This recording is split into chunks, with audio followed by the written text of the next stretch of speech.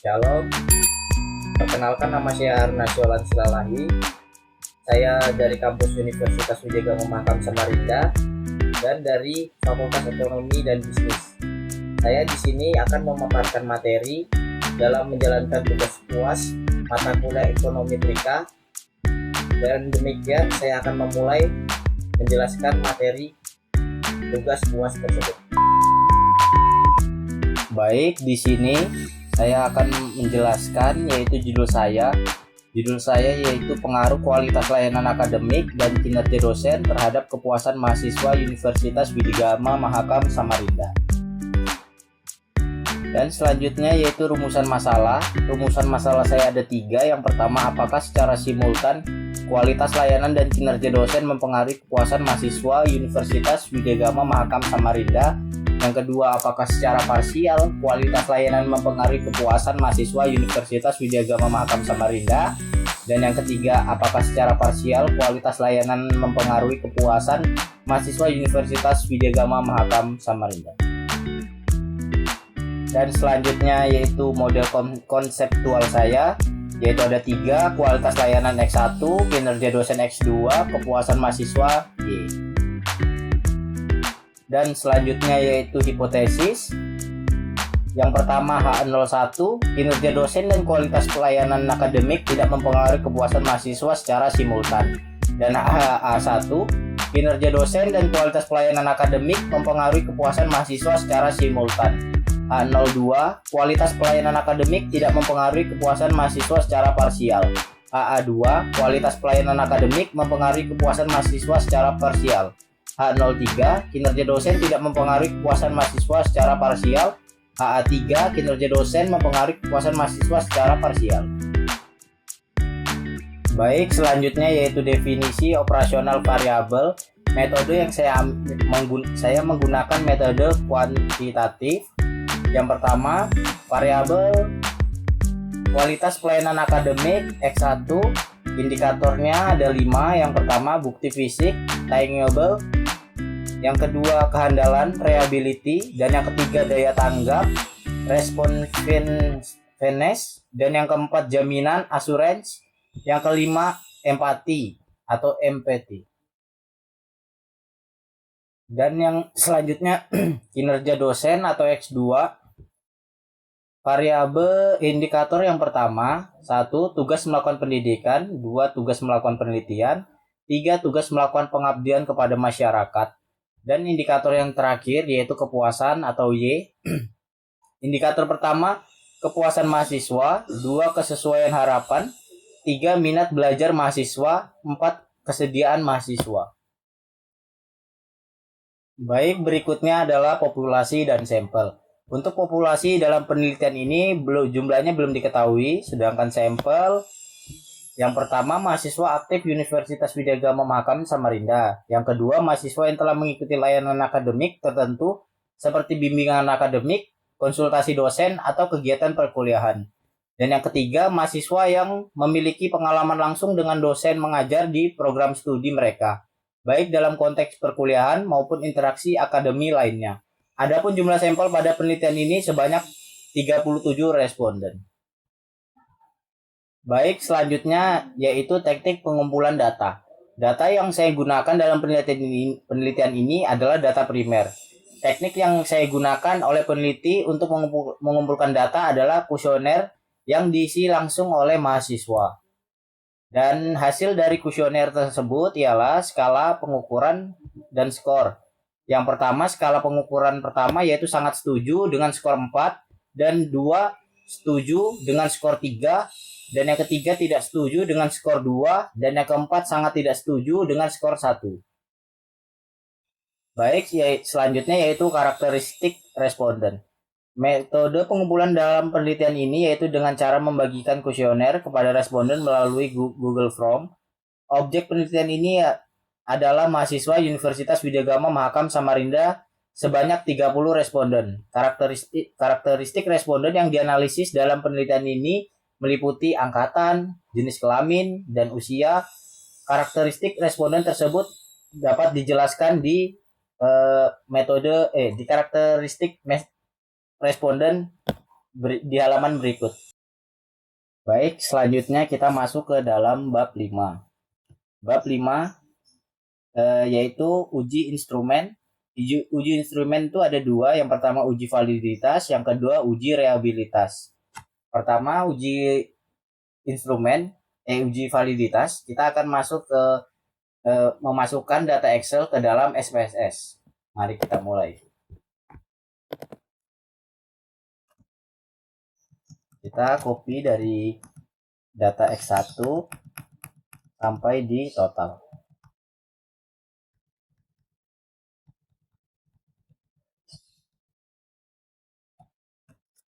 Setelah itu kita Ctrl C, lalu masuk ke SPSS. Selanjutnya kita paste.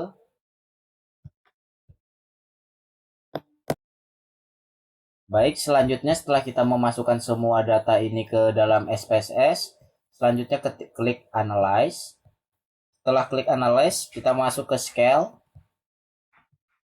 Setelah Scale, Reliability Analyze. Setelah itu kita blok semua dan masukkan semua ke dalam items. Setelah itu klik statistik dan kita klik yang scale. Setelah itu continue. Yuk kita klik yang scale if item deleted. Setelah itu continue dan oke.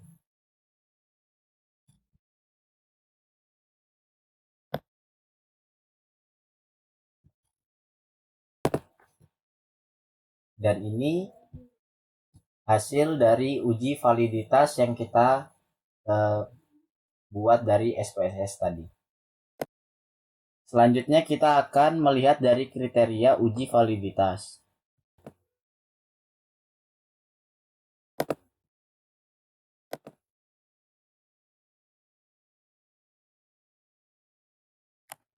Ya, selanjutnya yaitu kriterianya ada dua. Yang pertama A, jika R hitung atau R tabel, maka item-item pernyataan dari kuesioner adalah valid. Jika R hitung lebih kecil dari R tabel, maka item-item pertanyaan dari kuesioner adalah tidak valid. Maaf, ini yang dimaksud yang pertama A itu adalah lebih besar. Dan selanjutnya hasil uji validitas yang telah dilakukan pada masing-masing variabel penelitian. Jadi dapat disimpulkan bahwa pernyataan pada tabel 5.1 memiliki nilai R hitung lebih besar dari R tabel, maka pernyataan tersebut dapat dinyatakan valid. Baik, selanjutnya yaitu uji reliabilitas.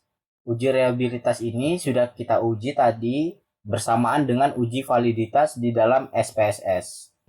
Dan uji validitas itu ini dia hasilnya bersamaan dari uji yang pertama tadi.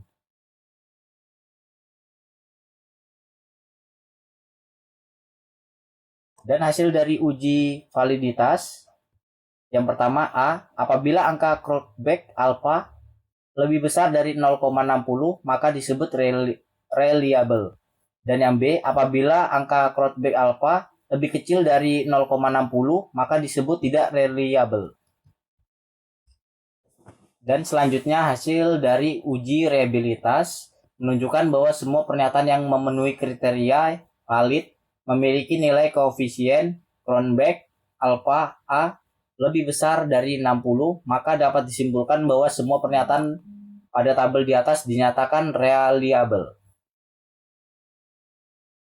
Baik, selanjutnya uji asumsi klasik. Yang pertama yang akan kita uji adalah uji normalitas. Teknik dalam menguji normalitas menggunakan Kologrov dan Smirnov. Dan selanjutnya kita akan menguji menggunakan SPSS. Selanjutnya, klik Analyze, lalu Regression, lalu klik Linear, masukkan variabel Y pada kotak dependent, lalu masukkan variabel X pada kotak independent. Klik Save. Pada kotak residual, klik Star DZ. lalu klik continue, abaikan yang lain, lalu klik OK, akan menghasilkan variabel baru zres1. Kembali ke data editor, klik analyze non-parametrics, test, legacy dialog, lalu 1 sampel KS, masukkan variabel star z residual zres1 pada kotak, tes variabel list pada tes distribution, klik normal. Abaikan lalu klik OK. Dan ini hasil dari uji normalitas, yaitu 2,00. Maaf, salah. Yang betul adalah 0,200. Baik, selanjutnya kita akan melihat kriteria uji normalitas.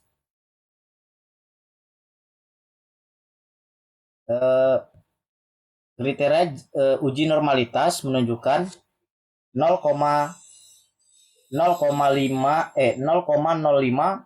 lebih besar, maka data terdistribusi normal. Jika SYMP seek to tilde lebih besar dari 0,05, maka data terdistribusi normal. Dan yang selanjutnya, jika ASYMP seek to tilde lebih kecil dari 0,05, maka data terdistribusi normal. Jika ASYMP seek to tilde lebih besar dari 0,05, maka data terdistribusi normal. Dan yang kedua, jika ASYMP seek to tilde lebih kecil dari 0,05, maka data terdistribusi tidak normal. Berdasarkan tabel 5.3, diketahui bahwa nilai signifikan pada Kolmogorov Smirnov tes adalah 0,200. Nilai tersebut lebih besar daripada 0,05, atau dengan kata lain 0,200 lebih besar dari 0,05. Dengan demikian dapat dinyatakan bahwa data terdistribusi normal. Baik, selanjutnya adalah uji multikoloneritas. Dan kita akan melakukan uji ini di dalam SPSS. Yang pertama, klik analyze. Selanjutnya regression. Selanjutnya linear. Selanjutnya masukkan variabel Y pada kotak dependent. Lalu masukkan variabel X pada kotak independent. Selanjutnya klik statistik. Pada regression, coefficients. Selanjutnya klik collinearity, diagnostic. Selanjutnya klik continue. Abaikan yang lain lalu klik OK. Dan hasilnya kita lihat di kotak koefisien. Dan hasilnya berada di kotak ini. Selanjutnya kita akan melihat kriteria dari uji ini. Jika FIF lebih kecil dari 10 atau TOL lebih besar dari 0,10, maka dapat disimpulkan bahwa tidak terjadi multikoloneritas. Dan yang kedua, jika FIF lebih besar dari 10 atau TOL lebih kecil dari 0,10, maka dapat disimpulkan bahwa terjadi multikoloneritas. Dari uji tadi, maka dapat disimpulkan bahwa tidak terjadi multikoloneritas antara variabel independen dalam model regresi. Baik, selanjutnya adalah uji heterokedatisitas. Dapat diketahui bahwa nilai sig pada masing-masing variabel independen adalah lebih besar dari 0,05. Sig lebih besar dari 0,05, maka dapat disimpulkan bahwa setiap variabel tidak terjadinya heterokedatisitas. Baik, selanjutnya akan kita memulai uji heterokedatisitas melalui SPSS.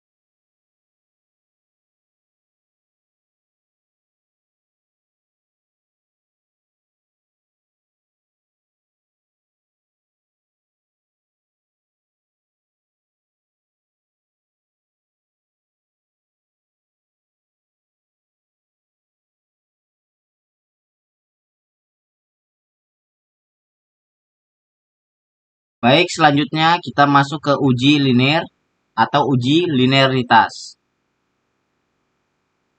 Diketahui bahwa nilai sig definition from linearity dari hubungan antar variabel lebih besar daripada 0,05, sig lebih besar dari 0,05, artinya dapat hubungan yang linear antara variabel independen dan variabel dependen.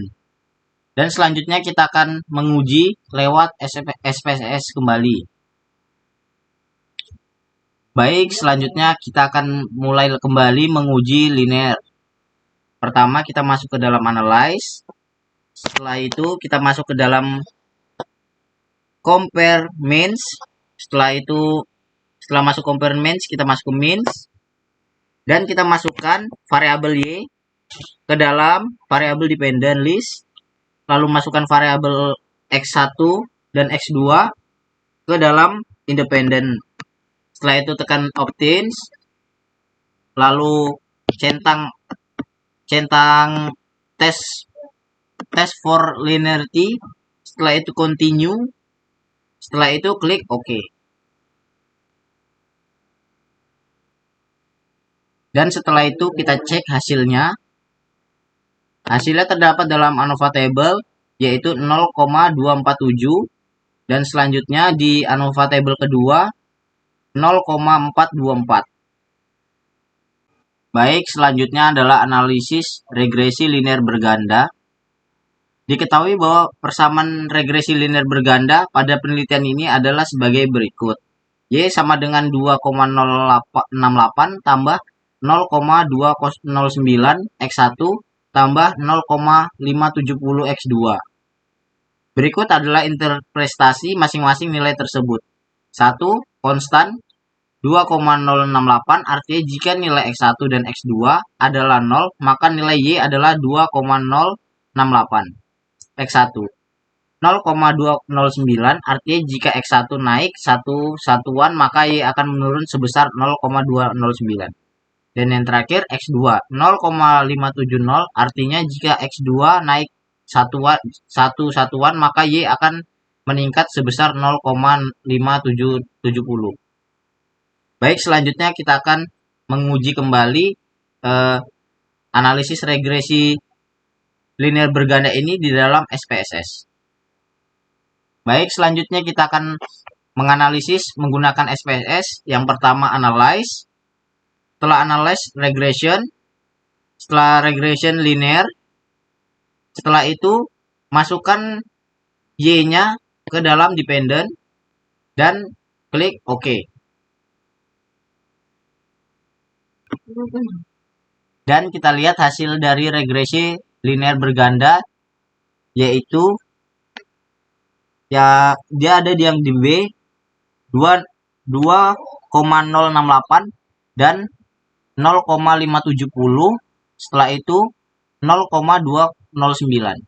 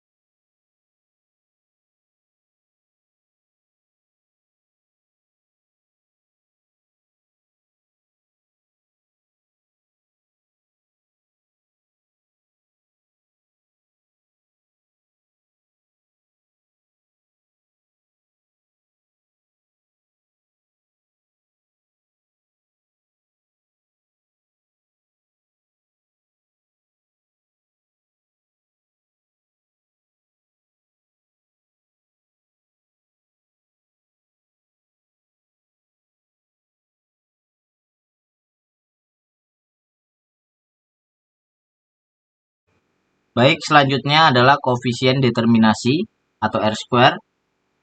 Diketahui bahwa hasil koefisien determinasi R-square adalah 0,676 atau 67,6%, artinya kualitas layanan akademik X1 dan kinerja dosen X2 mempengaruhi kepuasan mahasiswa sebesar 67,6%, sisanya yaitu 32,3%, dipengaruhi oleh variabel lain yang tidak diteliti pada penelitian ini.